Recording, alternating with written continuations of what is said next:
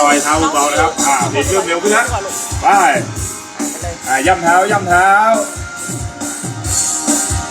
ครับเร็วขึ้นครับเร็วขึ้นโอเคดีครับทีนี้เรางอขาขึ้นมาข้างหลังนี้ด้วยนะเนี้ยพออีทละดีครับกำหนดลมหายใจด้วยแขนไปด้วยเบาๆอีทละครับดีครับทีนี้เราไปข้างๆนิดนึงปิ้งนี้ประมาณนี้ข้างด้านนี้มาด้านนี้โอ้โหเหมือนในภาพเลยครับ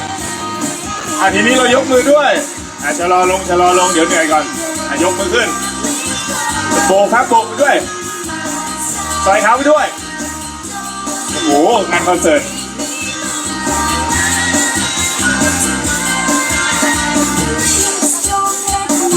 ดีครับ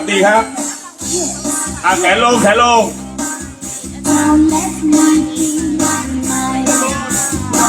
นบน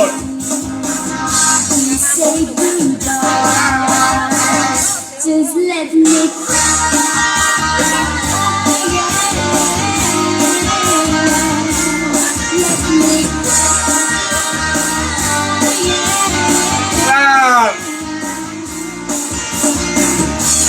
ทีนี้ย่ำเท้าก่อนนะครับ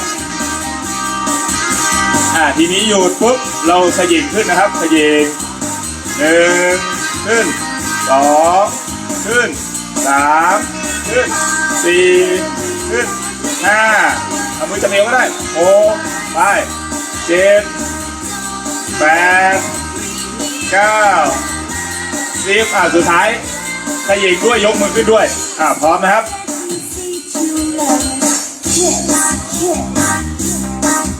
Don't let me be my mind. What I need. You say goodbye. Just let me cry. เหนื่อยหรือยังยั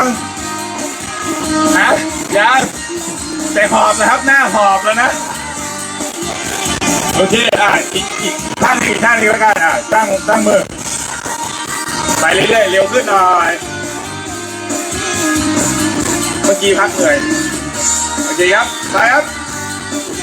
หัวไปด้วยแล้วโอเคดีมืออย่างนี้เหมือนเราจับคอแทงเข่ามือไปด้วยครับมือไปด้วยดีครับ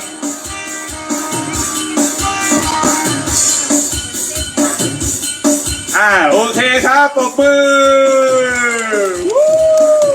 เดี๋ยวเราจะมีต่อนะครับเพิ่มจังหวะเร็วขึ้นเราจะไปสู่ไลน์แดนซ์นะครับไลน์แดนซ์ต่อนะครับ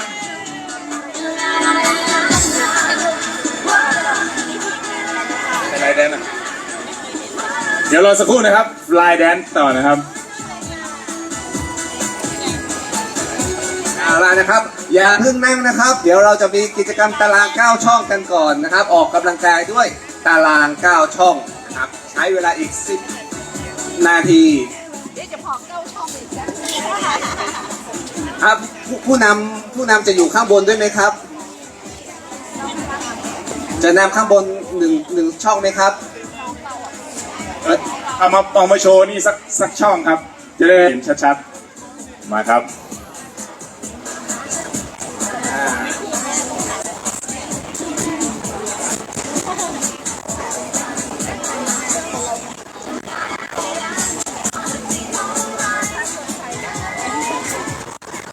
บนนี่เลยก็ได้ครับพี่สวัสดีสมาชิกแฟนเพจสปท.ลำปางกรมประชาสัมพันธ์ครูทุกเจ้าตอนทับเข้าสู่บรรยากาศในช่วงเจ้ากับกิจกรรมเป็นเมสูงไว้เพื่อหัวใจแรงปีที่3เจ้าณสวนสนุกน้องกระดิ่งป่าเจ้าช่วงเวลานี้เองมาบวชเปิดจากเจ้าตีกระดิ่งเช้าวันศุกร์นะครับฝึกซ้อมโดยอาจารย์ออมสินสมัยและฝึกซ้อมโดยคุณพยอมคุ้มหนูประถมตอนนี้เตรียมอุปกรณ์เตรียมสถ ร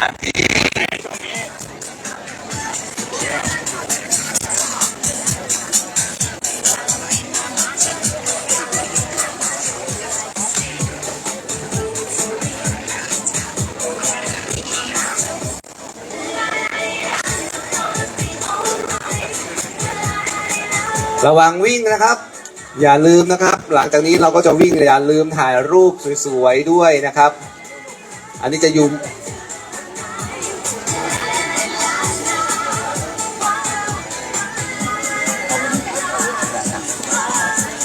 พร้อมนะครับดนตรีพร้อมไหมครับ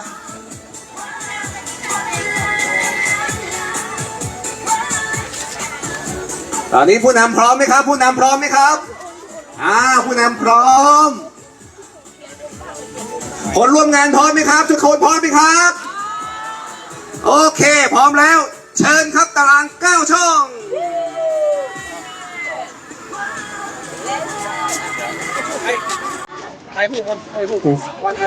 อ้าวมาเลยไป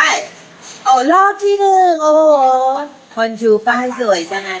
ไปเฮ้ยเฮ้ยเฮ้ยเฮ้ยเฮ้ยเฮ้ยเฮ้ยเฮ้ยอ่ะ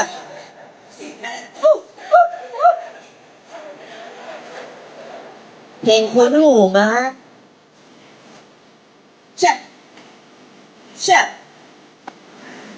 ไป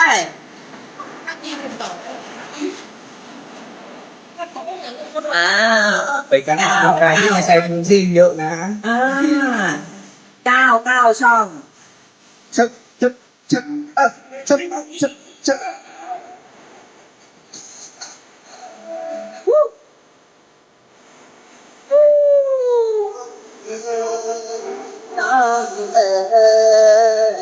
ลาลาลาลาลา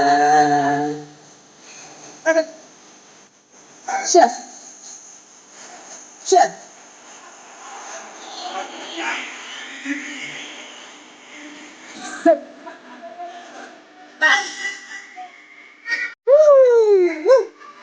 โยกโยกโยก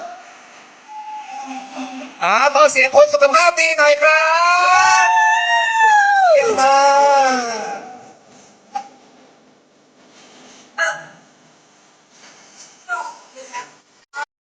สุนทรภรณ์ ตอนนี้เหมือนเต้นไปแล้วไม่ดูตารางแล้วนะ ขอเท้าไปปั่นกันก็ดีแล้วค่ะ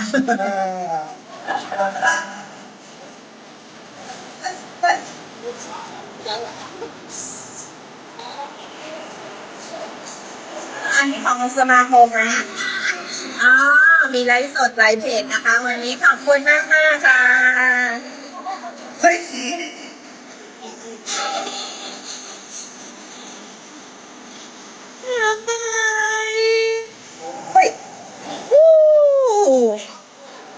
อันนี้ไป20 ช่องแล้วค่ะตอนนี้ เดินไปเรื่อยๆเดินท่านนายกเดินท่านนายกหน่อยค่ะ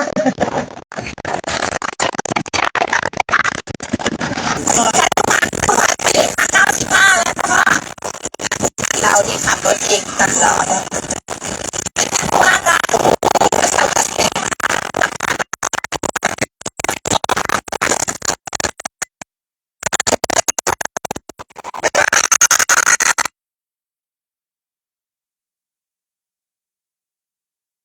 เอาไปอีสานแห้งหัวยาวไปยาวไปลาพิซซ่าจังหวะมันเร็วไม่เท่า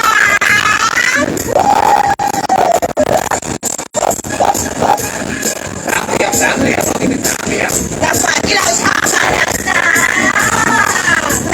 มาสุดท้าย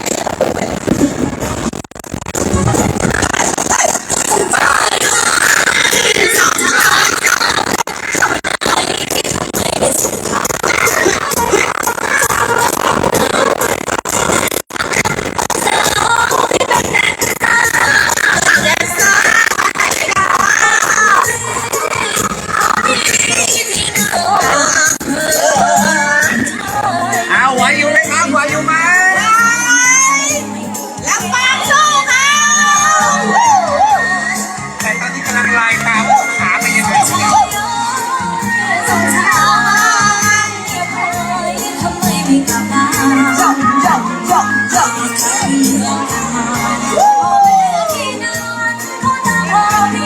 ครยืนเฉยๆก็ได้รางวัลแล้ว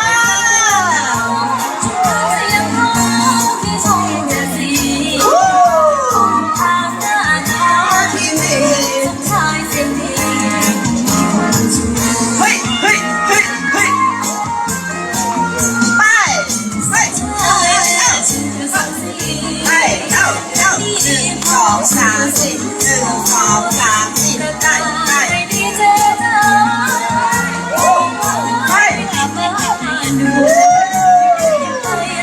ขาไม่ไปขอให้มือไปเถอะอะไรไปสักอย่าง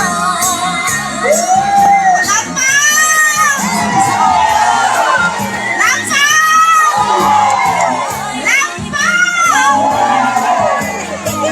ไม่น้อยหน้าใครสวสุดวัย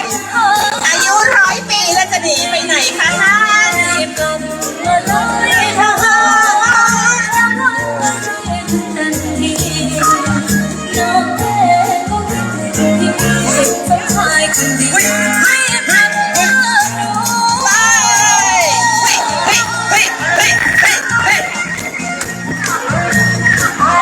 เรามันสุดเลยเ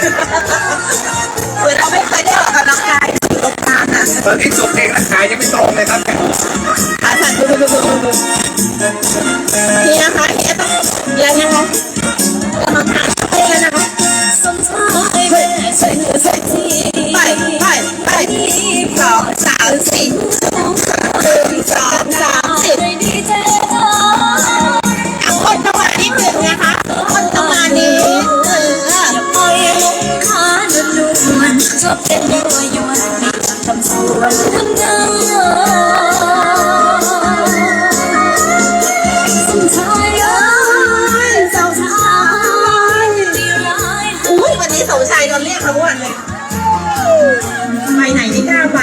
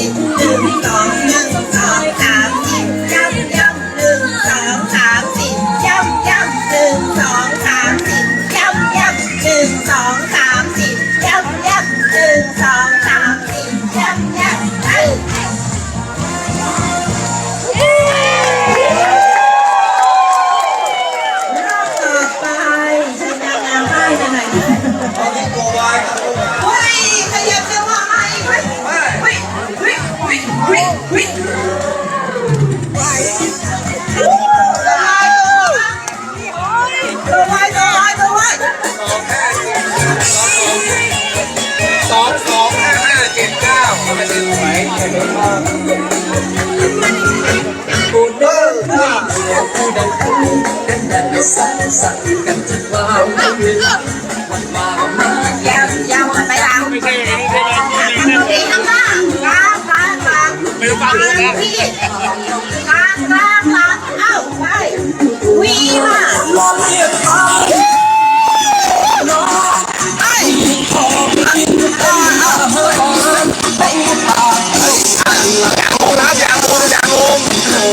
เดี๋ยวใครจะวิ่งเข้า1 ถึง 4แล้วเนี่ย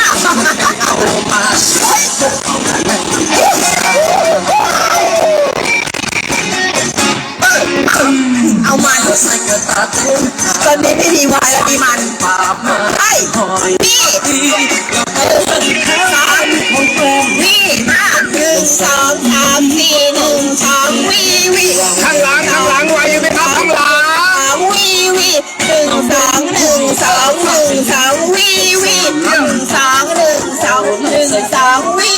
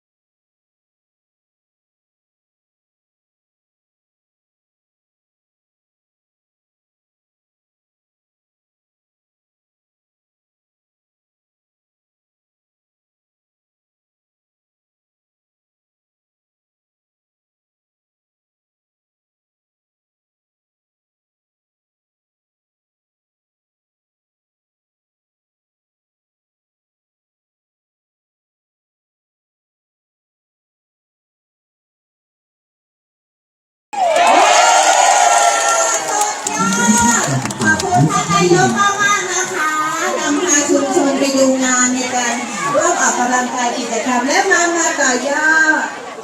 ถ้าคนไหนสนใจนะเจ้าทีมชุมชนเขาวังสุขนะเจ้าเต้นทุกวันเจ้าชอบนะเจ้าที่ชุมชนเขาวังสุข เรียนเชิญได้ ท่านถึงวันศุกร์นะคะ5 โมงครึ่งเป็นต้นไปค่ะที่ชุมชนเขาวังสุขนะคะ และนี่ก็คือกิจกรรมเดินวิ่งสูงไว้เพื่อหัวใจที่แข็งแรงปีที่3เจ้าที่เฮาถ่ายทอดสดบรรยากาศให้พ่อแม่พี่น้องได้รับชมผ่านทางเพจของสวทลำปางกรมประชาสัมพันธ์นะบรรยากาศเจ้าวันนี้เป็นจะได้กันพ้องเอ่ยภาพเสียงชัดเจนก่อนนะเจ้าจะได้เจอกันติดตามแล้วก็กดไลค์กดแชร์ด้วยกันได้เนอะบรรยากาศสดๆตัดนี้นะเจ้าพี่น้องสามารถมาร่วมกันออกกำลังกายด้วยกันได้ณบริเวณสวนสาธารณะหนองกระติงอำเภอเมืองจังหวัดลำปางของเฮาเจ้าช่วงเวลานี้ทางด้านของทานนายกตวงราชโลสุนทรทานนายกองค์การบริหารส่วนจังหวัดลำปางพร้อมถึงคณะผู้บริหารนะเจ้าของทางองค์การบริหารส่วนจังหวัดลำปางสมาชิกของเครือข่ายผู้สูงอายุนะเจ้าแล้วก็ทางโรตารี่เนาะตีวันนี้ถือว่าได้มาร่วมกันนะเจ้าสร้างสรรค์บรรยากาศแล้วสีชมพูแบบหวานๆตอนนี้เจ้าคือพ่อแม่พี่น้องได้ติดตามบรรยากาศของความพร้อมเพรียงนะเจ้าแล้วก็การฟิตซ้อมร่างกายเนาะเพื่อป้องกันโรคหัวใจตัวเองนะเจ้าโดยมูลนิธิหัวใจของโรงพยาบาลลำปางเนาะเชิญชวนทุกคนแม่พี่น้องหันมาออกกำลังกายเพื่อสุขภาพร่างกายที่แข็งแรงด้วยกันตัดนี้นะเจ้าติดตามเพจของสวทลำปางกรมประชาสัมพันธ์เนาะวันนี้ลูกเจ้านะอากาศสดชื่นด้วยกันที่หนองกระติงนะเจ้าสวนสาธารณะหนองกระติงเด้อบูธอาหารว่างบูธความรู้แอนบูธปั่นหลุม นอกจากการร่วมกันออกกำลังกายในวันนี้แล้วนะเจ้าเดี๋ยวก็ยังสามารถที่จะมาช่วยกันฮับกิจกรรมนะเจ้าร่วมกิจกรรมด้วยกันครับแต่ละบูธตี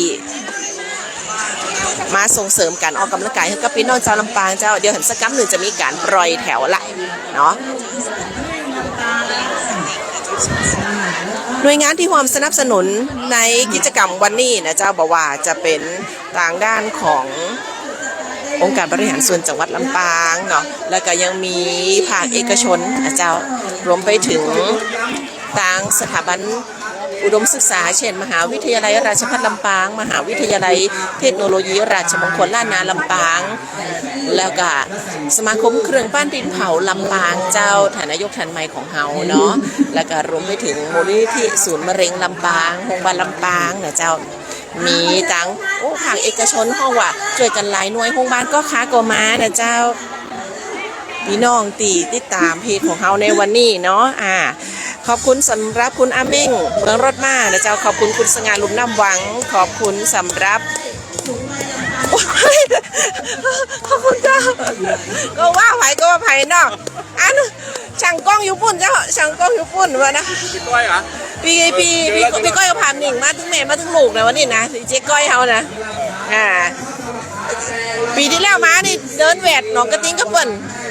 ปีนี้จะได้นะพี่น้องเนาะขอบคุณคุณหนุ่มนะจ๊ะคุณหนุ่มบอกว่าขอบคุณประชาชนจังหวัดลำปางสำหรับกิจกรรมในเจ้าวันเสาร์วันนี้นะเจ้าขอบคุณจันนักเด้อสักรอบหนึ่งใส่เสื้อก็เปิดผิดด้วยนะจะแม่วะดิ1.3 กิโลโอ้แป้ก่อหล่นด้วยกันมาหล่นด้วยกันเจ้าเอาล่ะนี่คือบรรยากาศของเดินวิ่งสูงไว้ปีที่3แล้วนะเจ้าพี่น้องเจ้ามาด้วยกันตัดนี้เดี๋ยวเขาจะได้รับชมบรรยากาศในช่วงของการปล่อยตั๋วนะผู้เข้าร่วมกิจกรรมวันนี้คือคักขนาดนะเจ้าจะไปว่าเปิดสูงไว้ด้วยวันนี้นะสูงไว้เพื่อหัวใจที่แข็งแรงนะเจ้าแต่ความจริงแล้วจะสวหรือบ่สวก็มาตัวใหญ่กันได้เนาะมูลนิธิโรงหัวใจโรงพยาบาลลำปางเฉลิมพระเกียรติ84 พรรษาวันนี้กับโครงการเดินวิ่งสูงไว้เพื่อหัวใจที่แข็งแรงเจ้าเสาร์ที่28 กุมภาพันธ์ 6 โมงเจ้าตีสวนสาธารณะหนองกระติงวันนี้คึกคักกันตั้งแต่ตี 5แล้วแต่เลยนะเจ้า มีวิธีการประเมินความพร้อมของร่างกายก่อนการออกกำลังกายด้วยตัวเก่ามีกิจกรรมยืดเหยียดร่างกายนะเจ้าหลังออกกำลังกายแล้วก็วิธีการเดินการหล่นที่ถูกต้องและเหมาะสมกับผู้สูงวัยเปิดงานไปแล้วเป็นที่เรียบร้อยโดยทางท่านนายกตวงราชโอสุนทรนายกองค์การบริหารส่วนจังหวัดลำปางและช่วงนี้เขาจะปล่อยตัวนักวิ่งรอบน้อย 1.3 กิโลรอบใหญ่ 2.5 กิโลพร้อมกันเจ้าติดตามบรรยากาศพร้อมกันเลยเด้อ พร้อม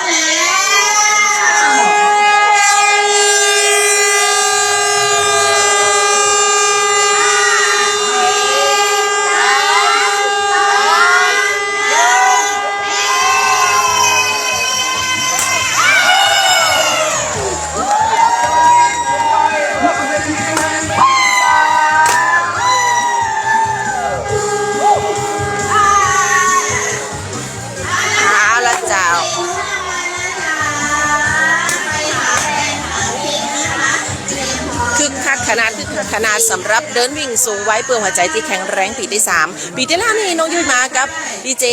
บอดหานนะเจ้าแล้วก็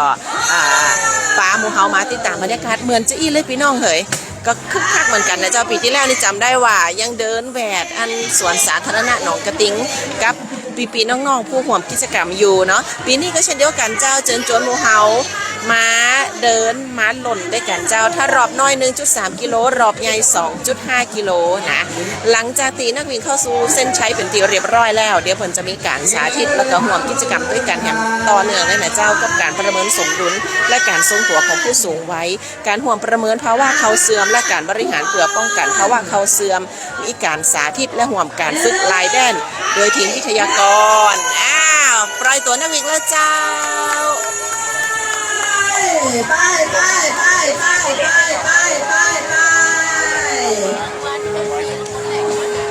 สี่คนแรกกรรมการช่วยดูนะคะ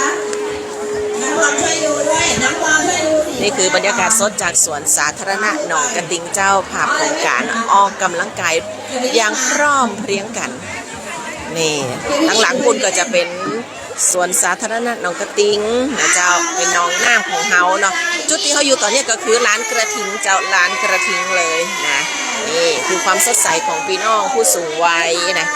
ดีมาหอมในกันวันนี้นะเจ้าเดี๋ยวถ้าเสร็จสิ้นกิจกรรมแล้วเรียบร้อยพี่น้องเข้าสู่เส้นชัยแล้วเขาก็ยังมีการจับฉลากรางวัลมอบของที่ระลึกสำหรับผู้ที่เข้าร่วมกิจกรรมในวันนี้ตัวนะเจ้านี่ก็บางห้องหล่นก็หล่นไว้ไปเลยเจ้าบางห้องก็หล่นบะแป้กันเดินได้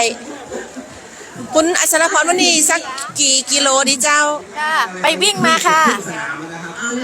แล้วก่อนขอนี่อันไหนเนี่ยโอ้บรรยากาศในยามเช้าเสียดายเจ้าเสียดายไม่ได้เริ่มตั้งแต่ช่วงต้นๆนะคะตัวความจริงเรามาถึงตั้งแต่ตี 4แล้วนะน้องยุ้ยมันก็มีเรื่องขัดข้องบ้างเนาะทีมงานชุดใหญ่มาเลยนะ9 คนเจ้านั่นนะแฟนๆรายการนี่โอ้โหทีมงานสวทลำปางเพราะว่าย้ำบ่อยๆเลยว่ามีน้องยุ้ยมีก้อยอัชรพรแล้วก็มีไออุ่นนะมียุ้ยมีก้อยอัชรพรแล้วก็ไออุ่นแล้วก็มีน้องยุ้ยจะเอาสัก15ก็ได้นะ3 คูณ 3ไปละสนุกสนานไปได้กันค่ะเจ้าละนี่คือภาพแห่งความพร้อมเพรียงนะเจ้าแล้วก็คนละคนใหญ่ดีออกมาช่วยกันเนาะสร้างเหตุกระตุ้นให้พ่อแม่พี่น้องได้หันมาออกกำลังกายด้วยกันนะเจ้านี่คุณแม่จินดาโพธิ์ทองของเขาก็อยู่ตัวสมาชิกหลายท่านเขาคุ้นหน้าคุ้นตากันดีเพราะว่าเปิดไปจัดรายการวิทยุสื่อความผู้สูงวัยตีสวทลำปางเขาวันเสาร์วันนี้นะเจ้าประมาณ9 โมงครึ่งก็ติดตามได้ที่ FM 97 เมกะเฮิรตซ์ซึ่งก็เครือข่ายผู้สูงวัยของเขานี่ก็คือเปิ่นจะมีกันประมาณ 2-3 เครือข่ายพุ่นนะแล้วก็จะหมุนเวียนกันมานะเจ้าในแต่ละสัปดาห์เปิ่นก็จะมีการให้ความรู้เรื่องของการดูแลสุขภาพหรือว่าสวัสดิภาพต่างๆให้กับผู้สูงอายุนะการพัฒนาคุณภาพชีวิตผู้สูงอายุนะเจ้าก็จะเป็นความรู้ที่ดีสำหรับคนที่ อาจจะเตรียมความพร้อมเข้าสู่วัยของผู้สูงอายุก็ได้พี่ก้อยเจ้า คือน้องยุ้ยวันเนี้ยเท่าที่ทราบอะจากหลากหลายอำเภอด้วยนะ เนี่ย อย่าง เจ้า แฟนรายการเราคุณลุงอะไรนะที่ศพปราบอะค่ะ เจ้า วันนี้ก็มาทักทายกันแต่เช้าก็บอกว่าโอ้มากันกลุ่มใหญ่เลยนะคะ ซึ่งก็ถือว่าเป็นกิจกรรมที่บอกว่าพี่น้องประชาชนในพื้นที่จังหวัดลำปางตั้งอกตั้งใจ ไม่ว่าจะอยู่อำเภอไหนก็ เจ้าม ารวมเนื้อรวมตัวกันอยู่ที่สวนสาธารณะหนองกระทิงในยามเช้าแบบนี้อากาศดีมากน้องยุ้ย เจ้า เคยมาไหมเคยมาตอนเช้าๆแบบนี้ไหม มาปีที่แล้วนะพี่ก้อย โอ้ มาปีที่แล้วอันเดินแหวดหนองกระติ้งก็เปิดอยู่หนา ค่ะ จำได้เลยว่าโถเอ็นะต้องใช้คำนี้เลย เดี๋ยวให้น้องไออุ่นไป จะธรรมดา นี่ดีกว่าให้น้องไออุ่นไปเก็บภาพให้เราเดี๋ยวป้าจะถือกล้องเองนะคะ ได้ จะได้งานหลาย ๆ มุมเนาะ เขาจะ นะคะ ได้ไปตัวแล้วก็คือพี่น้องได้หันบรรยากาศไปตัวเนาะคือบางพองเนี่ยตีเปิ่นปล่อยตัวแล้วตะกี้นะพี่ก้อยบางพองนี่พอเดินมาได้เป็นรอบแล้วอ่ะไม่เขาพาไปพอได้กิจกรรมเหรอ ใช่ บางพองครับคือเดินอย่างรวดเร็วครบรอบอย่างรวดเร็วอุ้ยคุณแม่สวัสดีจ้า ไปเดินนี่เป็นเล็กไปเดินขายแมวเหงาอะค่ะ เท่าแล้วอ่ะคุณแม่หนู แมวเหงาอะ ไปเรียนพิเศษวันนี้จ้า อันนี้ก็ถือว่าเป็นช่างภาพเป็นช่างภาพน้องยุ้ยเป็นช่างภาพเดินทางมาจากจังหวัดเชียงใหม่เนี่ยใครที่มาแล้วเนี่ยก็โบกไม้โบกมือให้กล้องเดี๋ยวช่างภาพเขาก็เอาภาพขึ้น Facebook เขา แล้วคือแบ็คกราวด์นี่แบ็คกราวด์นี่งามขนาดเพราะว่าตั้งหลังนี่เขาโอ้เนาะงามในหนองกระติ้งมาเดี๋ยวเนี่ยคือตั้งอบจเปิ่นก็ดูแลตัวเองเจ้า น้องยุ้ยหนีบเอาติดเสื้อให้หน่อย นักวิ่งของเฮาเปิ่นยังมาครบรอบกันไว้แต่ว่าเนาะ วันเวลาผ่านไปรวดเร็วค่ะเดี๋ยวขออนุญาตเดินข้ามมาทางนี้ก่อนนะน้องยุ้ยมาหยุดด้วยกันทางนี้ลูก คือพี่ก้อยบรรยากาศป่าเจ้าเนี่ยโดยเฉพาะวันนี้วันหยุดวันเสาร์นี่นะเนาะ นอกจากผู้ที่มาห่วมกิจกรรมเดินวิ่งสูงไว้เพื่อหัวใจที่แข็งแรงปีที่ 3ของเขาแล้วเนี่ย ค่ะ ก็จะมีพี่น้องประชาชนที่ปกติเพิ่นมาออกกำลังกายที่หนองกระติ้งอ ถู ยู่ ก แล้ว ต้อ ตัว ง เอง เนี่ย เจ้า อย่างคือไม่จำเป็นว่าจะต้องมีเสื้ออะไรเหมือนกับเขา แม่น เพราะว่า แม่น วัตถุประสงค์ของเราก็คืออยากจะให้ทุกคนนั้นได้มีโอกาสได้เริ่มต้นออกกำลังกายนะคะ ถูกต้องเลย เมื่อสักครู่เนี้ยตอนที่เขากำลังวอร์มอ่ะน้องยุ้ยเห็นกลุ่มของเด็กๆไหม หัน โอ้โหเต้นกันมันมาก แม่น คือเขาก็มาร่วมสนุกด้วยอ่ะ เห็นแล้วเจ้า อ๋อ น่าจะเป็นน้องๆจากโรงเรียนกีฬา ใช่เขามาฝึกซ้อมเขามาออกกำลังกายกันในยามเช้ากลุ่มเด็ก ๆ เหล่านี้ต้องฟิตอยู่ตลอดเวลา แล้วเมื่อสักครู่นี้ก็ถือว่าเขามาช่วยสร้างสีสัน คือเขาไม่ได้มาสนใจโอ้ยกลุ่มผู้สูงอายุไม่ใช่กลุ่มเราไม่ใช่ เขาก็สนุกกลุ่มของเขานะคะก็ถือว่าทุกเพศทุกวัยค่ะสามารถที่จะสนุกสนานกับการออกกำลังกายกันได้นะคะเพื่อสุขภาพโอ้ตอนนี้ก็คือว่าประมาณรอบเดียวนี่ก็กิโลกว่าแล้วนะน้องยุ้ย แม่นพี่ก้อย ประมาณ 1.3 กิโลถ้าจำไม่ผิด เจ้า แต่ถ้าเกิดว่าเป็น2รอบนะคะมันก็ดับเบิลเข้าไปไง เจ้า อ่า ปีที่แล้วนี่ท่านร้องผู้ว่าราชการจังหวัดลำปางท่านกฤษณพินิจ ค่ะ มาเป็นประธานเปิดก็จำเป็นนะปีที่แล้วนะ อืม ไล่ก็เปิดแล้วก็เลยต้องเดินก็เปิดจะแหวก ค่ะ น้องกระติ้งเหมือนกันไม่ก็ จำเป็นแล้ว พอ รู้ มา สึก ถึ ยัง งไง เทพพระมดสังโคตรพวกน้องเจ้า ขาละแสดงว่าไม่เคยออกกำลังกายเลย ออกกำลังกายแม่นเจ้า นี่ นี่ คือ มาแล้วอันนี้คือนักวิ่ง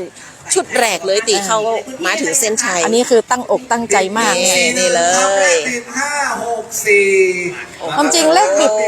น้องยุ้ยเลขบิดอยู่ในกระเป๋านี่นะ เหล็กบิดเหล็กบิด อยู่ในกระเป๋านี่มีแต่เราไม่ได้วิ่งไงถ้าเกิดจะติดก็อายเขา เนาะ อายเขา ไม่เป็นยัง ไม่ กำลังใจนะ ให้มันอยู่ในกระเป๋าไปก่อนเอากำลังใจนะ เออ พี่น้องเจ้า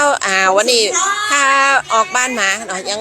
มาหล่นด้วยกันได้น้องกระติ้งคือวันนี้อากาศดีขนาดพี่น้อง ใช่ ตอน6 โมงเจ้ากับ6 โมงเกิงเนี่ย ค่ะ น้ำมันจนถึง6 โมงเกิงอ่ะถือว่าตะวันเนี่ยเหมือนตันขึ้นดีเลยนะพี่ก้อย ใช่ บรรยากาศยังเหมือนได้แจ้งยังเหมือนได้ห้อนอย่างนักเตือน มากันแล้ว เนาะ ป้าขี่รถมาจากสวทลำปางนะคะ ก็เห็นผู้คนมุ่งหน้ามาที่นี่แหละค่ะ บางคนก็เป็นรถยนต์บางคนก็มอเตอร์ไซค์เอ้ามาที่เดียวกันมาเจอกันที่นี่แหละ เหมือนกันเลยพี่ก้อยเจ้าลูกบ้านมาเนี่ยนะรถอันตีมายูเทิร์นหนาหมอกีฬา ค่ะ เพื่อตีจะเข้ามาตีหนองกระติ้งอ่ะตัวกับไปซิบกันตะกี้ ค่ะ เพราะว่ามาห่วมงานนี่แหละ อ่า เนาะแล้วก็ควายๆสักหน้อยกะไปอุดหนุนได้โรตีไนท์ช่าง จัดไป ร้า เล นอิ่ม ย อร่อยเด้อ ค่ะ การนางกล่อมพี่น้องเจ้าการนางกล่อมสวนสาธารณะหนองกระติ้งนักวิ่งกระทยอยเข้ามาละ ค่ะ ในโซนตีเป็นร้านกระทิ้งพี่น้องเจ้าบัดเดี๋ยวนี้เปิ่นคือมีการจัดโครงการเดินวิ่งสูงไว้เพื่อหัวใจที่แข็งแรงนะคือได้ยินจื่อว่าจะอี้เนี่ยบัดใจว่าเปิ่นชวนกันมาหล่นมาวิ่งมาเดินอย่างเดียวต่ออันบ่แม่นเจ้าเปิ่นให้ความรู้ในด้านของการประเมินสมดุลและการทรงตัวของผู้สูงวัยตัวมีการประเมินภาวะเข่าเสื่อมการบริหารเพื่อป้องกันภาวะเข่าเสื่อมการ ร่วมกันฝึกหลายแดนนี่แล้วก็มีกิจกรรมยืดเหยียดร่างกายแนะนำการเดินการหล่นที่ถูกต้องเหมาะสมกับสูงวัยนี่ชาวต่างชาติเขากับมาตัวแน่สุดยอดละโอ้โหแข็งแรงขนาด เอา10แล้วกันนะคะ มีภรรยาคนไทยน้องยุ้ยแล้วก็ภรรยาก็ส่งเสริมการออกกำลังกายกันไงนะเขาก็สนุกสนานตอนที่ยืดเหยียดตอนที่วอร์มเขาก็ตั้งอกตั้งใจทำนะ เจ้า แต่ละคนตั้งใจมาจริงๆค่ะ แม่นๆ อย่างน้อยๆบางคนเนี่ยไม่ได้มีวัตถุประสงค์เพื่อมาออกกำลังกายเพื่อนชวนมาก็จ้าเป็นต้องมากันเนี่ยนะนะแต่พอมาแล้วก็รู้สึกติดอกติดใจแล้วก็มาเห็นหลายๆ คนที่เขาใส่ใจเรื่องของการออกกำลังกายคืออายุมากอ่ะ70บางคน80นะน้องยุ้ยแต่ก็ยังไหวอ่ะนะคะมันก็เหมือนกับเป็นการกระตุ้นให้เรานั้นได้เปิดใจกับเรื่องของการออกกำลังกายเฮ้ยมันไม่ได้ยากมันไม่ได้เหนื่อยอย่างที่คิดไงมันเป็นเรื่องของความสนุกสนานด้วยอะค่ะ เจ้ามาสูดอากาศดีๆด้วยกันย้ำเจ้าวันนี้ที่สวนสาธารณะหนองกระติงเจ้า ป้าว่าจุดนี้มันสัญญาณเน็ตมันมีปัญหานิดหน่อยน้องยุ้ย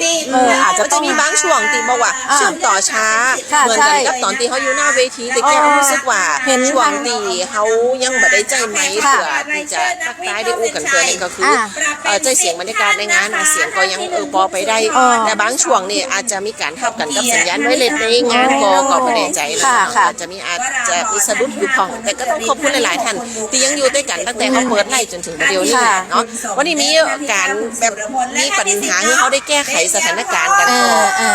หลายอย่างอะไรเอาไปพี่น้องเลยก็พยายามจนสุดท้ายนี่ใครพอได้นะพี่ก็ คือก็ส่วนหนึ่งก็คือเราก็อยากจะเผยแพร่ภาพให้ทุกคนเนี่ยได้ใส่ใจหันมาดูนะคะไม่ว่าคุณจะเพศไหนนะคะแล้วก็เรื่องของสุขภาพร่างกายอายุ70เหมือนกันแต่ไม่เหมือนกันนะน้องยุ้ยนะคะบางคนนี่ก็เดินกระโผกกระเพกบางคนต้องมีการพยุงกันเลยด้วยซ้ำนะคะแต่ก็ไม่เป็นอุปสรรคค่ะกับเรื่องของการออกกำลังกายวันนี้อยากจะให้ทุกท่านได้เปิดใจนะคะเริ่มต้นการออกกำลังกายให้มันเหมาะสมกับสภาพที่เราเป็นอยู่ได้ทุกคนค่ะ แม่นแล้วเจ้าตะกี้นี่อันตอนตีช่วงตอนเพิ่นจะปล่อยตัวนักวิ่งก้มหน้าก้มตาอันพอเอกสารแล้วก็เปิดพอเอาข้อมูลไปตัวหน่อยเงยหน้ามาเห็นกำโอ้ดีเจไอ้คำใช่ใช่ ยืนแย้งหน้าอยู่ฮะสะดุ้งเงยหน้ามาสะดุ้ง แล้วประโยคที่นางทักบอกว่าป้าพี่เป็นคนสูงวัยแล้วเหรอแล้วเหมือนกับส่องกระจกสะท้อนนางด้วยนางก็เป็นคนสูงวัยแล้วด้วยเช่นกันความจริงอายุเท่ากันนะไอ้คำกับคุณก้อยนี่นะแต่สีหน้าของเราเนี่ยจะดูเด็กกว่าเขาไปหน่อย โอเคอันนี้เชื่อถือได้เราเชื่อมั่นว่าอย่างนั้นเราก็ต้องเข้าใจทีมงานเราไว้ก่อนนะ ปั่นอันมาตักเจ้าบอกว่าเดี๋ยวเดินก็เปิดก็นี่แหวนน้องกระติ้งนี่เจ้าก็เลยตอบแอมน้องยุ้ยลองเช็คสัญญาณหน่อยสิว่ามันไปไหวไหมเนี่ยนะคะเพราะว่าจะได้ย้ายจุดไงเพราะว่าเคยเห็นทางช่างเทคนิคเขาบอกอยู่เหมือนกันว่ามันจะมีจุดหนึ่งที่สัญญาณมันจะบอดหน่อยกับสปอนเซอร์ขนมนะครับ ไปอยู่ไหมไปถึงภาพกระตุกไหมคะภาพบอกกระตุกโอเคภาพไม่กระตุกก็โอเคค่ะ โอ้พี่มดบอกว่ามวนบรรยากาศดีขนาดแมนพี่มดเจ้าขอบคุณคุณหนุ่มหรือว่าคุณหนุ่มด้วยเนาะบอกว่าขอบคุณพี่น้องเจ้าลำปางที่มาร่วมกิจกรรมกันในวันนี้นะเจ้าคุณหนุ่มขอบคุณเจ้าโอ้ยอากาศดีๆค่ะวันนี้ไม่ได้มาไม่เป็นไรค่ะ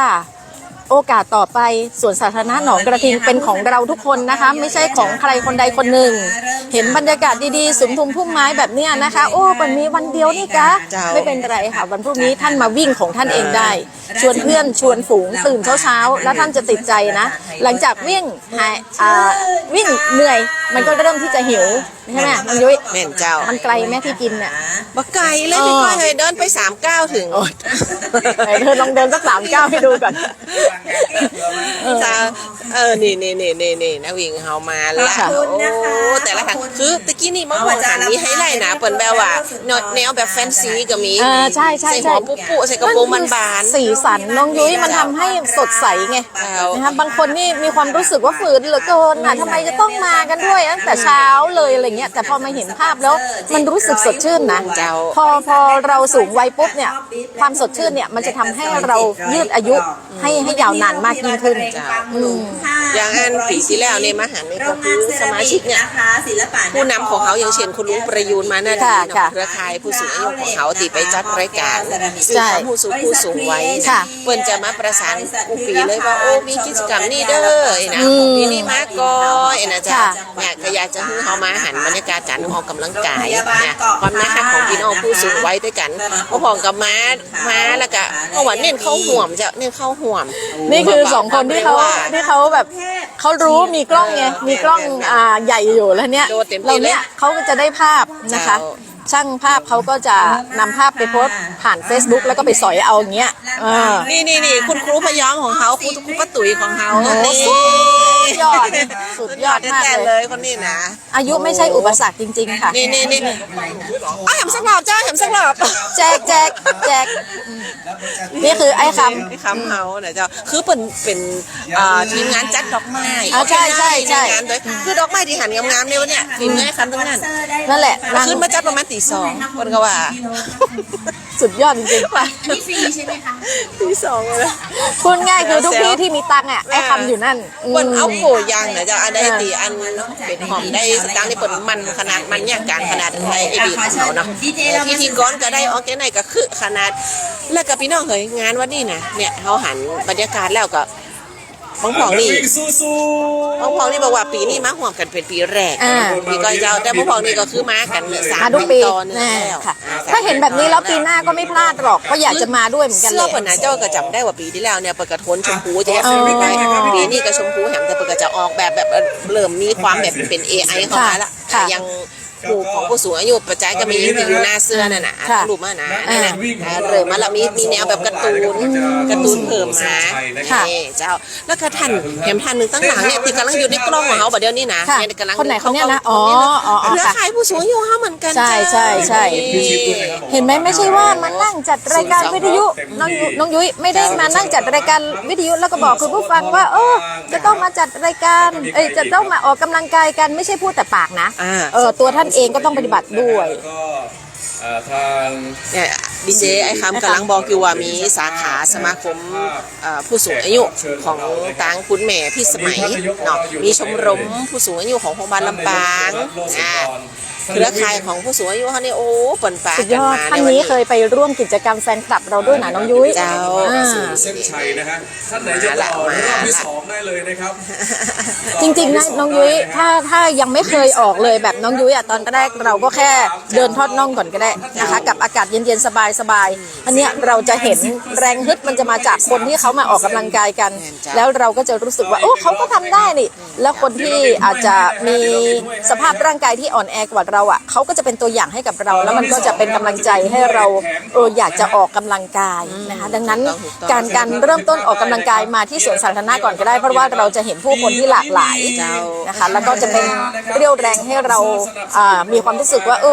อยากจะออกอยากจะมีร่างกายสุขภาพที่แข็งแรงอย่างคนอื่นเขาและไม่ต้องไปคาดหวังอะไรเยอะนะบางคนเนี่ยจะออกกำลังกายครั้งแรกนะวันนี้ต้องขึ้นได้5 รอบน้องยุ้ยปรากฏว่าแค่รอบเดียวมันก็ลิ้นห้อยแล้วนะคะก็มีความรู้สึกว่าถอดใจเบาไหวแต่เลยไม่เอาอีกเลยอย่างเงี้ยค่ะเริ่มต้นนี่จะไผ่ฮักนักให้จิตแต่ถ้าเป็นสำหรับเจ้านี่ถ้าสมมติว่าแห่งบันดาลใจนี่เขาต้องมาจากแบบว่าการที่มีเสื้องามๆหน่อยมีพร็อพงามๆหน่อยแต่มันจะมีแห่งบันดาลใจแต่ละคนแตกต่างกันนะชุดออกกำลังกายเขาแบบว่าเอาสีที่เขาสอบหน่อยมาดีก็แล้วก็ไฮไลท์แต่ว่าคืออย่างว่าเขาจะทายโหบมาคุณพ่อคุณแม่คุณลูกตัวใหญ่สุดคือคุณแม่เจ้าเริ่มรู้ตัวแล้วเนาะเริ่มรู้ตัวแล้ววมสุดในเฟรมนั่นคือคุณแม่เจ้าโอ้แต่ละข้าพเจ้าเลยเนาะสีขาวอันอย่างก็เขาจะต้องได้มาเดินออกกำลังกายอย่างก็เป็นเราเนี่ยเนาะผู้สูงอายุเขาที่เดินผ่านกล้องตอนนี้แล้วก็นะเห็นไหมเนี่ยเพศไหนวัยไหนก็ตามนี่ครบ1 รอบแล้วนะถึงจะมาช้าหน่อยก็คือเดินวิ่งมาอันนี้อาจารย์แอดจากมหาวิทยาลัยราชมงคลก็มาร่วมด้วยนะคะบุคลากรทางการศึกษาสวัสดีเจ้าสวัสดีเจ้าเห็นไหมเริ่มต้นออกกำลังกายกันมีตั้งท่านหัวหน้าส่วนราชการที่มาห่วมรู้สึกจะเป็นท่านพม.ก็มาค่ะใช่เพื่อความมั่นคงของมนุษย์จังหวัดลำปางเฮาเนาะท่านศรีสุดาเถาเมืองใจจะแล้วก็กูกันกับตั้งท่านนายกองค์การบริหารส่วนจังหวัดลำปางท่านตวงรัตน์โลดสุนทรวันนี้ทีมงานช่างภาพพาตั้งทีมพี่น้องพีอาร์ฝ่ายประชาสัมพันธ์ของอบจนี่ปนกระมากับหลายท่าน ช่วยกันเก็บภาพบรรยากาศนะเจ้าตีน้องกระติ้งคือเดียวเนี่ยบรรยากาศกับแตกต่างจากสมัยตะก่อนนะพี่น้องนะเปิ้นร่มรื่นเปิ้นเหมาะเปิ้นเปิดห้องน้ำก็มีหลายมุมด้วยกันนะเจ้าเดี๋ยวนี้เนาะแล้วก็จุดคัดแยกขยะแหมเพราะว่าเขาถือว่าเป็นอย่างที่โดดเด่นเรื่องของการช่วยกันดูแลเรื่องปัญหาขยะตัวสิ่งแวดล้อมในหนองกระติงเฮาน้ำก็สะอาดนะเจ้าเขาจะอันคนที่มาห่วงกิจกรรมมาจัดงานหรือว่ามาออกกำลังมาเดินมากินมาแอลนี่ก็ช่วยกันรักษาความสะอาดโดยยอดเยี่ยมเลย มันต้องดูแลอย่างเป็นระบบอะเมื่อก่อนเป็นสวนสาธารณะบัดใดก็คือเราก็จะเห็นร้านขายส้มตำปัจจุบันเขายังมีอยู่ไหมน้องยุ้ยน่าจะมีโซนนู้นมั้งที่เขาขายส้มตำเป็นร้านเมื่อก่อนเนี่ยนะสมัยที่ป้าเด็กๆเนี่ยนะคะมาเนี่ยส้มตำจานละ5 บาทจำยุคนั้นเลยใช่สมัยก่อนเนี่ยนะแล้วก็ตอนเนี้ยพอทางอบจเข้ามาพลิกฟื้นใหม่เนี่ยนะเขาก็จะจัดโซนใหม่แล้วก็พอมีคนมาใช้พื้นที่โดยเฉพาะการนั่งก้อมที่ฮอตฮิตติดตลาดไปแล้วเนี่ยนะมีคนมาใช้เยอะแล้วก็มีอาหารการกินเรื่องของการจัดการขยะก็ถือว่าเป็นเรื่องสำคัญมันต้องมาควบคู่กันไงนะคะดังนั้นน่ะใครที่อยากจะมีความรู้เกี่ยวกับการบริหารจัดการนะคะมาศึกษาดูงานเนี่ยนะมากันได้เลยที่สวนสาธารณะหนองกระทิงค่ะดีเจคำหน่อจากกับไม้อู้ตะกี้เราหยงดอกไม้ก็บอกว่าให้หน้าเป็นพี่คนเดียวนี่คือออร์แกไนซ์เป็นเซตใน1 คนทุกที่ที่มีเงินเราจะอยู่ที่นั่นสุดยอดแล้วเขาก็สนุกสนานนะมาวิ่งด้วยได้เพื่อนด้วยนะคะได้เงินด้วยอ่ะแต่เรานี่ใจล้วนๆนะน้องยุ้ยได้มาเห็นผู้สูงอายุซึ่งเคยพูดบ่อยๆว่าถ้าเราดูแลตัวเองดีนะเราก็หนีไม่พ้นวัยนี้หรอกเราก็จะได้รู้ว่าเคยไปเห็นนะผู้สูงอายุเขาทำอะไรกันบ้างจะได้ไม่เงียบไม่เหงาไม่ซึมเศร้าอยู่ที่บ้านมาออกกำลังกายเพื่อสุขภาพกันดีกว่าค่ะพี่น้องเจ้านี่คือบรรยากาศสดๆสำหรับเจ้าวันนี้ที่สวนสาธารณะหนองกระติ้งโครงการเดินวิ่งสูงวัยเพื่อหัวใจที่แข็งแรงเจ้าจัดมาเป็นปีที่3ละโดยมูลนิธิโรคหัวใจ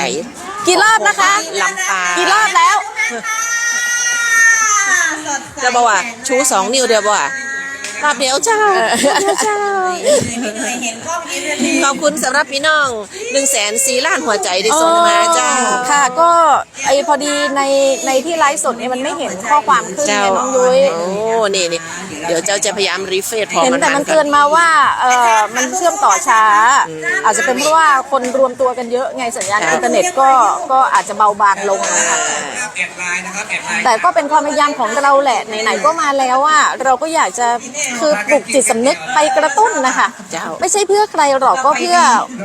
ทุกท่านนั่นแหละนะคะเริ่มต้นการออกกำลังกายไม่มีพิษไม่มีภัยแต่ขอให้ออกให้มันเหมาะสมกับวัยนะคะแล้วก็สภาพที่เราเป็นอยู่ก็เท่านั้นเองเจ้าแล้วก็บดีฮักโหมลำไปโดยเฉพาะการออกกำลังกายสำหรับผู้สูงอายุเนี่ยคือต้องมีท่าการออกกำลังกายที่เหมาะสมกับเปิ้นค่ะเนาะหรือว่าเอาง่ายๆแบบต้องซื้ออุปกรณ์บางอย่างเนี่ยก็คือมาเดินอย่างน้อยคือได้เดินนี่คุณเอราวัณเข้ามาแล้วบอสเอราวัณของเราดีใจค่ะดีใจคุณจะนักเจ้าเข้ามาหัวภาพชมด้วยกันเนาะนี่คือมุม1ของสวนสาธารณะหนองกระติ้งนี่บรรยากาศยามเจ้าตอนนี้7:47 นาทีแล้วเจ้าจะ8 โมงแล้วเหรอเนี่ยเนี่ยถ้ามาออกกำลังกายเราอดใจก็คือตื่นให้มันเช้าขึ้นแต่พอถึงวัยนึงเนี่ยเราก็จะมีความรู้สึกว่านอนต่อทำไมตื่นขึ้นมาไปสัมผัสอากาศดีกว่าเดี๋ยวความคิดมันจะเปลี่ยนแปลงไปน้องยุ้ยเชื่อเหอะแล้วก็สุภาพบุรุษท่านนี้ที่กำลังเดินผ่านกลองเหาคุณลุงประยูนมาแล้วคุณลุงประยูนขอสักนิดนึงไหมคะคุณลุงประยูนมาพูดกับหนูนิดนึงคุณลุงประยุนอยากจะให้พูดถึงโครงการในวันนี้สักนิดนึงว่าคุณลุงประยุนมีส่วนร่วมในการที่จะมาช่วยกันทำให้เกิดงานในวันนี้ขึ้นยังไงบ้างก็อันนี้เป็นของร่วมกันทั้ง3 หน่วยงานนะโรตารี่แล้วก็ของมูลนิธิโรคหัวใจแล้วก็ของพี่น้องเราคงจะได้ออกกำลังกายแล้วก็ปีต่อไปเราคงจะจัดอย่างนี้อีกครับเพราะว่ามางานนี้เราไม่ได้ชวนกันออกกำลังกายอย่างเดียวเนาะเรามีอะไรอีกบ้างคะมีของรางวัลมากมายเลยครับของรางวัลมากมายแล้วก็มีการออกกำลังกายที่อยู่กับที่นะครับแล้วก็มีของรางวัลที่จะมอบให้ทุกท่านนะครับเป็นของรางวัลเล็กๆน้อยๆแล้วก็มีเบรกแล้วก็รางวัลใหญ่ๆครับครับยอดเยี่ยมเลยแล้วก็ปีนี้เนี่ยเราได้รับเกียรติจากท่านนายกอบจลำปางมาเปิดงานด้วยเนาะยังไงบ้างคะก็ท่านนายกท่านก็มาเปิดงานว่าถือว่าท่านให้การสนับสนุนเกี่ยวกับผู้สูงอายุและเกี่ยวกับการออกกำลังกายครับท่านก็ พอเชิญท่านก็รับปากกันดีเลยนะครับครับ เยี่ยมเลยคุณลุงประยุนเห็นแข็งแรงแบบนี้ปีนี้กี่ปีแล้วคะกี่ขวบแล้วคะ 70 ขวบ 79 ครับ 79 ขวบครับ แข็งแรงอยู่79แล้วนะ วันนี้หลังจากนี้ไปตอนวันเสาร์นี้ก็จะไปจัดรายการสื่อความรู้สู่ผู้สูงวัยต่อนะ ของสวทเรานะครับครับครับ ติดตามได้9 โมงครึ่งเนาะ 9 โมงครึ่งครับ โอเคขอบคุณมากค่ะคุณลุงประยุนค่ะขอบคุณค่ะนี่เราจะ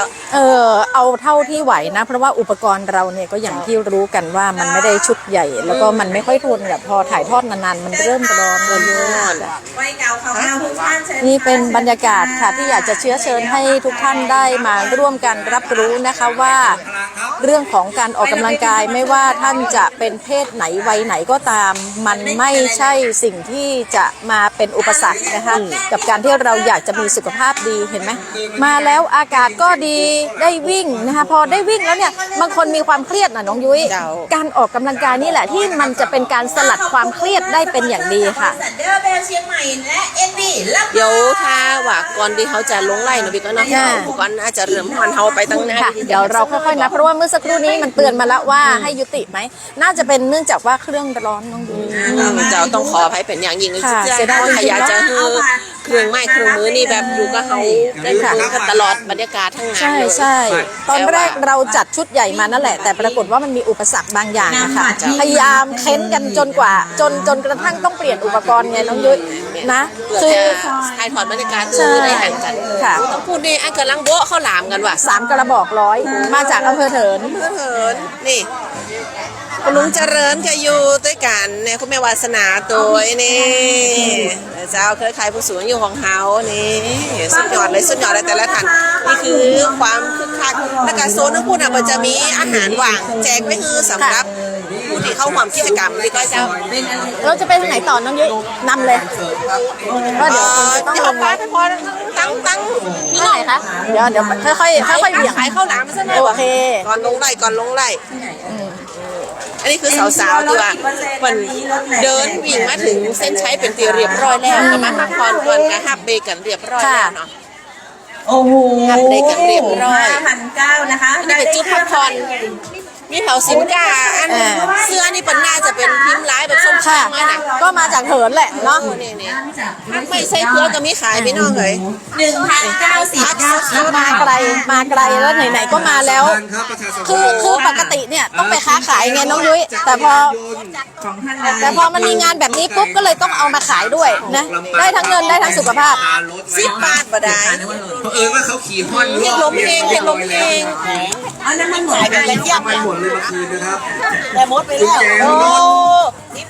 โอ้โทอันนี้ลูกกาจ้องกันเหรอจ้องเรียบร้อยเลยค่ะโอ้นี่ ท่านลืมชี้แจง ผลิตภัณฑ์ของหมู่บ้านหมู่สามบ้านเมียหาวเจ้าตำบลน้ำชัดเลยเจ้าเมียหาว บิ๊กบ้านแล้วนะครับ ตอนนี้ พักสดๆหาได้เลยมาได้เลย นักวิ่ง เอาล่ะมาต้องเทต่อก็จะเป็นผลิตภัณฑ์ที่เป็นเครื่องจักสานยั่งยืน ปกติคือมันจะมีงานของผู้สูงอายุเนี่ยเดือน ค่ะ ละครั้ง ใช่ใช่ ลุงประยุทธ์ก็จะประสานมานี่อันนี้เป็น เรื่องนี้นะครับเรา คอลเลกชันสำหรับปีใหม่เมียงพี่น้องเฮ้ยได้เลย ใช่ครับ สวยนะ เสร็จแล้วตอนท่าน เป็นผ้าพิมพ์ลายส้มเกลี้ยงนะคะ เดี๋ยวลืมแกะแผ่นให้ก็รับ ผ้าเย็นสบายที่สุดเอามา ส่วนตรงนี้ก็คือข้าวหลามที่เนี่ยมาถึงแล้วของฝากติดไม้ติดมือไปฝากคนทางบ้านนะคะ เจ้าเจ้า มันคือลีลาการ พอเสียงโบ๊ะข้าวหลามเนี่ย แล้วนะคะ พนักงานโบ๊ะข้าวหลาม ไปเดี๋ยวเราไปติดไลค์กันตรงหน้าป้ายตรงนี้เลยค่ะน้องยุ้ย โอเคได้เลยเจ้าเดี๋ยวเขาจะลงไปละ อยู่นี่โอ้โหนี่เลย เอาละว่ากันด้วยบรรยากาศแห่งความสุขนะเจ้ากับงานเดินวิ่งสูงไว้เพื่อหัวใจที่แข็งแรงเขาก็จะป้ากันจะอีต่อไปปีที่4 5 6 7 8 9 10ไปเรื่อยไปเจ้าพี่น้องที่มาห่วมกิจกรรมวันนี้บางพองก็คือเตรียมพร้อมเข้าสู่วัยของการเป็นผู้สูงอายุบางพองก็อยู่ในวัยสูงอายุแล้วอย่างคุณลุงประยุทธ์เขาเลยเกียบ80แล้ว ขอบคุณค่ะ บางพองก็หนักกว่านั้นเห็นไหมคุณแม่จินดาเนี่ย โอ้ รถมอเตอร์ไซค์นะครับกุญแจรถมอเตอร์ไซค์ คุณครูป้าตุ๋ยของเขาปีนี้ก็อัน70 ขวบเนาะ60 ขวบ80 ขวบก็มาห่วมกันได้มันก็จะกิจกรรมวันนี้กี่ขวบก็มาห่วมได้ พิธีกรแล้ว อ๋อใช่ค่ะ มารับได้ที่พิธีกร แล้วเป็นจะได้พ้องทราบผลของการออกกำลังกายของส่วนตัวเขาแล้วเป็นจะได้ ตัวตัววิ่งก่อนแล้ว5 โลรับรางวัลเสร็จแล้วก็มาแล้วเราจะ ต่ออีก2 โล จับรางวัล 72แล้วเจ้าหยอดแตะสุดหยอดแตะทั้งหมด3 คนนี่นึกถึงตัวเก่าเลย72จะได้เต่าคู่ป้าตุ๋ยกันเนี่ยเอาล่ะพี่น้องเจ้าเดี๋ยวเขาจะลากันไปกับบรรยากาศของความน่ารักความสุขกับกิจกรรมเลื่อนเวียนสูงวัยเพื่อหัวใจเด็กแข็งแรงปีที่3ค่ะสวนสาธารณะหนองกระติ้งแห่งนี้แล้วก็ปีหน้าป้ากันแฮมเจ้า เดี๋ยวก่อนจากกันคือวันเนี้ยเรามีภาพนิ่งด้วย ส่วนหนึ่งนะคะเดี๋ยวเราจะเอาไปโพสต์ผ่านเพจเนี้ยค่ะสวทลำปางกรมประชาสัมพันธ์ท่านก็สามารถที่จะไปสอยเก็บภาพเป็นที่ระลึกกันได้ค่ะ ขอบคุณทุกท่านที่เข้ามาติดตามแล้วก็คือกำลังใจกันในวันนี้ขอบคุณทุกข้อความที่ส่งมากันเลยเนาะป้ากับทีมงานสวทลำปางกรมประชาสัมพันธ์ของเราได้แหมใหม่เจ้าไล่หน้าเขาจะปาเป็นงานอย่างกิจกรรมอย่างฝากติดตามตัววันนี้น้องยุ้ยปีก้อยแล้วก็ดีเจไออุ่นไปก่อนลันเนอร์ขอบคุณและสวัสดีเจ้า สวัสดีค่ะ ประมาณ5 นาทีโดยประมาณเนาะประมาณ8 โมง8 โมงเดี๋ยวเราค่อยทยอย 8 โมงเราจะเริ่มลุ้นรับจับรางวัลนะคะ ท่านใดอยู่ในบริเวณงานแล้วก็ให้อยู่ต่อไป